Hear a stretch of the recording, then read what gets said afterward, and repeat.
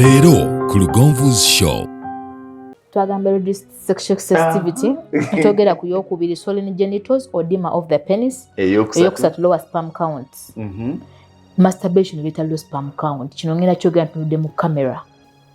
Emiswa wegigaziwa bwegiti. Testicles ziba n'olubugumo oli nagamba naye ensigo zange mpya zookyayookya zibeera zinfumita zookerera ekitegeeza there is increased blood flow the testicles kireetawo kye tuyita varicocele gy'emisuwa egiba gigaziye mu testicles ate varicocele is the leading cause of infertility in men kati ebbugumu eringi eryo erikuyingidde mu testicles ligenda kutta enkwanso ogenda ofulumya obukwanso ng'olina mu butono munoonya omwana nti era abantu abanoonya abaana agenda kujja nti ate nze sibuuza muntu nga sinnakebera olukebera nti owaayo masturbation ogikola bbanga ki naye musawo nagikolako omwaka gumu nagivaako dda mu siniya wano kati ezizza omuzigo oba ogira otyo omulambo olowooza gwebasa oli mukunaaza kuleka kagusituka guti ne gwokangabala nofunamu kutya ndabimanyi kuli kunagamba kuyitibwa kwange bakangabala kino ekintu katonda yakiteekawo nga naye yeesiimidde ambawe nassolo